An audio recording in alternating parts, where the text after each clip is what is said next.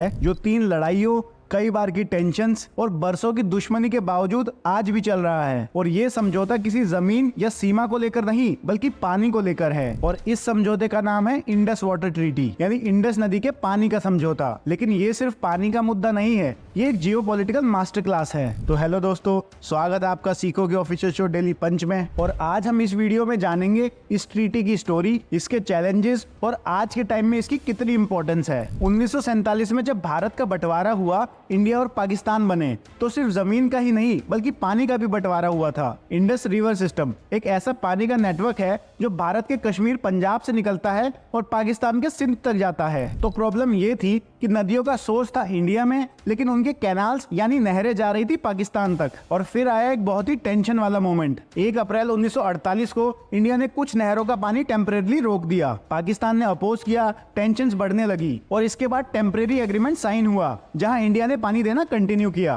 पर उसके बदले पैसे मांगे। लेकिन ये एक छोटा सॉल्यूशन था, परमानेंट सॉल्यूशन अभी भी बहुत दूर था। आपको सुन के हैरानी होगी, एक अमेरिकन जर्नलिस्ट ने इस सिचुएशन के सॉल्यूशन का सजेस्ट किया था। नाम था डेविड, जो पहले यूएस एटॉमिक एनर्जी कमीशन के हेड रह चुके थे। 1951 में उन्होंने सजेस्ट किया कि इंडिया और पाकिस्तान को मिलकर जॉइंट वाटर सिस्टम बनाना चाहिए। ये आइडिया पसंद आया था वर्ल्ड बैंक के प्रेसिडेंट यूजीन ब्लैक को, और उन्होंने दोनों देशों के इंजीनियर्स को एक टेबल पर बैठने के लिए कहा। पर जब पॉलिटिक्स बीच में आई तो बातचीत रुक गई। फिर 1954 में वर्ल्ड बैंक ने खुद एक स्ट्रक्चर्ड प्रपोजल दिया, छोटी छोटी मीटिंग्स, स्लो प्रोग्रेस, और फाइनली 1960 में एक ऐतिहासिक एग्रीमेंट हुआ। इंडियन पीएम जवाहरलाल नेहरू और पाकिस्तान के प्रेसिडेंट अयूब खान ने साइन किया इंडस वाटर ट्रीटी। इस ट्रीटी के अंदर नदियों को 2 ग्रुप्स में डिवाइड किया गया। Western rivers Indus, Jhelum, Chenab दिए गए पाकिस्तान को। ईस्टर्न रिवर्स रावी, ब्यास, सुतलेज दिए गए इंडिया को। लेकिन इंडिया को वेस्टर्न रिवर्स का लिमिटेड यूज अलाउड था। सिर्फ पानी का यूज नहीं कर सकते थे, लेकिन पावर जनरेट कर सकते थे, जैसे हाइड्रो इलेक्ट्रिक पावर लगा के। और इस ट्रीटी में सिर्फ पानी शेयरिंग नहीं था, बल्कि मिलकर इंफ्रास्ट्रक्चर बनाने का भी था। पाकिस्तान को चीजें देने के लिए बड़े बड़े प्रोजेक्ट्स बनाए गए,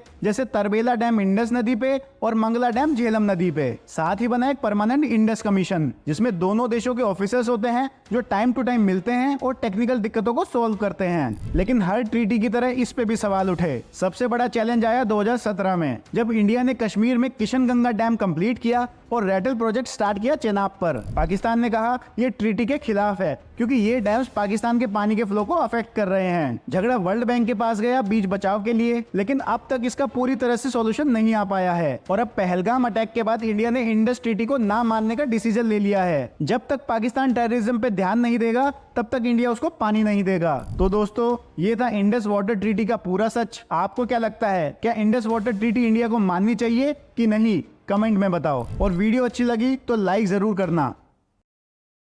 दोस्तों, अगर मैं आपसे पूछूं कि दुनिया का सबसे अमीर आदमी कौन है, तो आपका जवाब क्या होगा?